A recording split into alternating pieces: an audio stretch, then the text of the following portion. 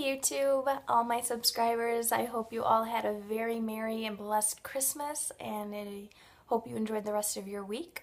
It's Sunday afternoon here where I live, and the sun has been out all day. It's been beautiful, but very, very cold, which obviously it's the very end of December, so this is to be expected. However, on Friday, it was like almost 50 degrees outside, and they wonder why people get sick.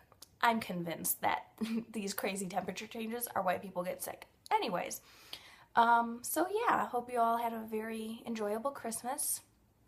Holidays are almost over. New Year's will be here before you know it. And I just wanted to jump on here and do the video that I kind of told you guys a little bit about before on Christmas Eve. What Kassie Moon put out was, worry less, trust more, and just really reflect on what God has done for you, what God has brought you through, to really try to stay away from the negativity that is TTC and the crazy ups and downs.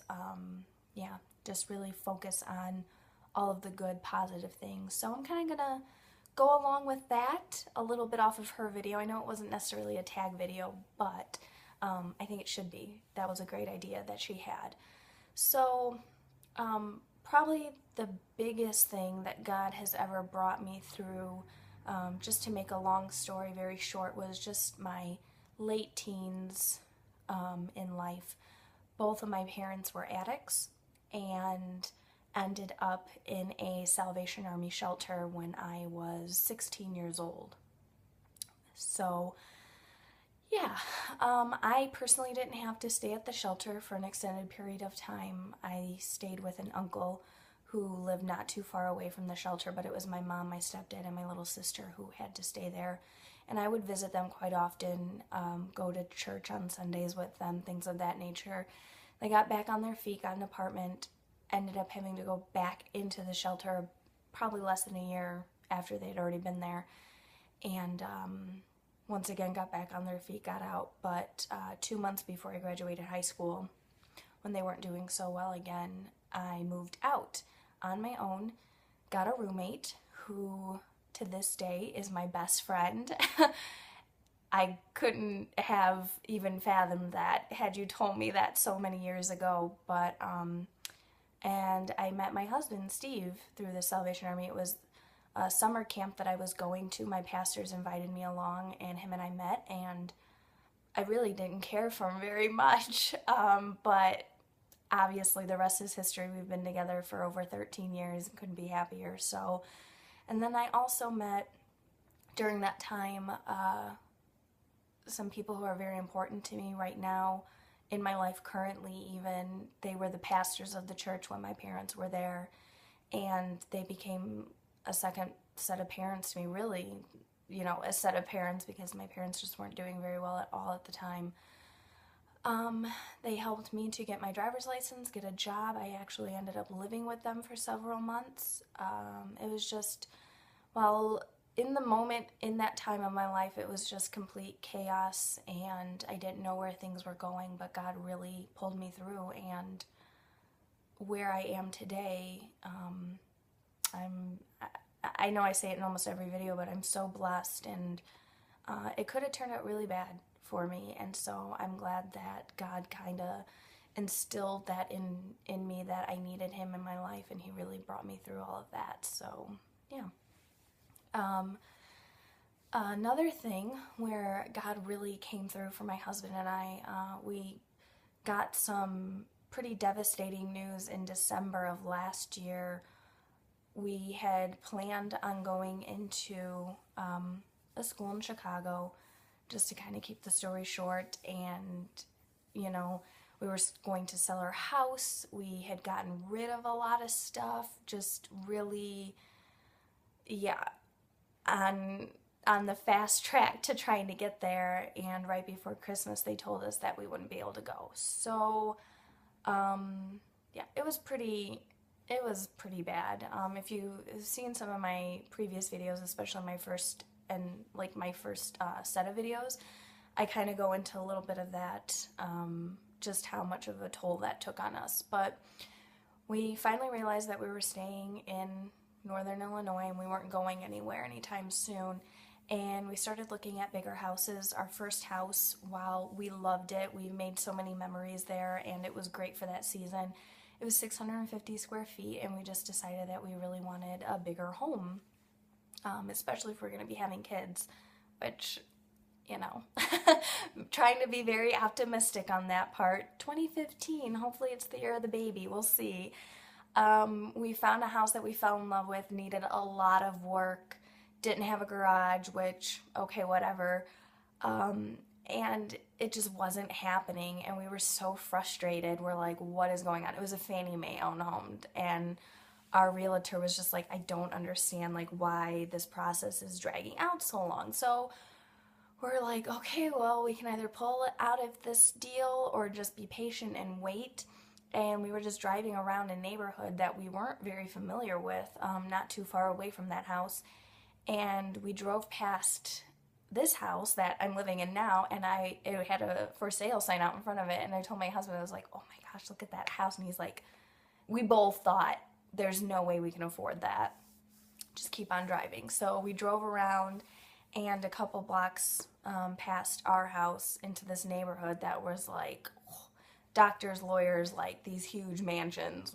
It was insane. And so we turned around out of that area, came back up our street, and I was like, let's just write the information down and take a look. There were no more flyers in the front sign. So we took down the information, we went home, we looked it up, and we're like, oh, wow, okay, maybe we can't afford this. So we took a look at it 2 days after that, pulled the contract on our originally intended house, and they accepted our first offer, and 3 months later we moved in. Like, it just couldn't have worked out any more perfectly. Our little house we decided not to put on the market, and it just so happened that my sister and brother-in-law were looking to move out of their condo and rent, so they're renting our little house. And yeah, so just God's perfect timing, and really just being patient and praying a lot. And I absolutely love my house. I try not to be too materialistic, but this is my absolute favorite place to be. I love it. So maybe I'll do a house tour someday. I don't know. We purchased it in July, and we don't have furniture to fill the whole thing. In my earlier videos, you'll see me filming in my sunroom, and behind me is my formal living room. There's nothing in it. It's okay. We have our couch in our family room and our dining room table that my husband actually made. But yeah, so that was pretty awesome. And there was a third thing that I was going to tell you guys about, but I mean, just everyday instances, occurrences that go on that just make my heart smile, really. I mean, that's God just shining his love down on us and really guiding our lives and letting us know that when we feel so alone, when we feel so little, when we feel like nothing is in our control at all, he's got it all planned out. He's got it all figured out. And it's awesome. Maybe one thing, not me personally, I guess you could say, but my sister, she is 20 years old. She'll be 21 in April. And my husband and I pretty much raised her. She did move out for a while my husband and I were kind of trying to figure some stuff out. She lived with very close family friends of us, and I'm so grateful that they were there for her in her life. But she did move back in with us, and 2 weeks after she had moved back in with my husband and I in our 650 square foot house, I'll never forget it. She took me in my bedroom. Her boyfriend was over. We had just come back from a family function, and she told me that she was pregnant, and we cried together. She was in cheerleading. She wanted to pursue volleyball. she was a junior in high school, and at this point, Steve and I had been trying to have a baby for well over a year, and I'll never forget one of the first things she told me was, you know, you and Steve have been trying for so long, I'm so sorry, I don't know what to say. And at that point, obviously, my issues with infertility were the farthest thing from my mind. We talked to my sister about adoption thoroughly, and she was adamant that she did not want to do that. Her boyfriend, who is now her husband, but her boyfriend at the time was 3 years older than her, and he was insistent that he was going to take care of them, that he was going to provide. He had enlisted in the military, and at the time my sister was going through a pretty rough patch herself, just not good things in general, and her having Aiden was probably the best thing that could have happened to her. And I don't condone teenage pregnancy by any means, but her having that little boy just made her turn around so quickly. She realized that there was somebody else that she needed to take care of, and I really think that God worked in her and helped her to realize, you know, the responsibility, the huge undertaking that this would be, and she's a good mom. She is a great mom. So, and now she has, her and her husband got married.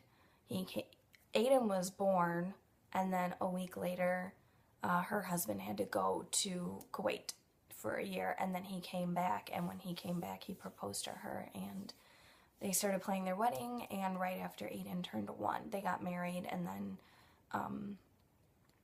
a while after that, she got pregnant with Adeline. So those are my little babies, my niece and my nephew. I love them so much, but just seeing how God worked in their lives and continues to work in their lives, that's something that's huge as well. So I didn't really plan on sharing that story with you guys, but I figured might as well. So yeah,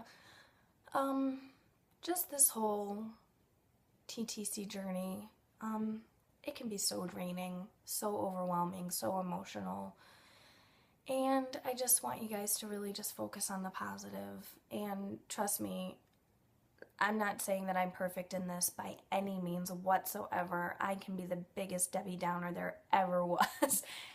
On a drop of a dime, too. Like, nothing can even cause it. And I'm just like, well, I'm ticked off at the world. But just really try to lift each other up and try to stay as positive as you can, even when it seems hopeless. So thank you for giving me the idea for this video, Cassie. I loved yours when you filmed it. Yeah, so I really encourage you guys to do this video as well and really think about what God has done for you. So I hope you all have a great rest of your week, and I'll try to get a video up. I think I'm going to do a video later on this week for those makeup products that I had purchased a couple weeks ago. Some of them didn't work out so good, and I got some new stuff, so I'll go over that later. But yeah, so everyone have a good week, and I will talk to you later. Bye.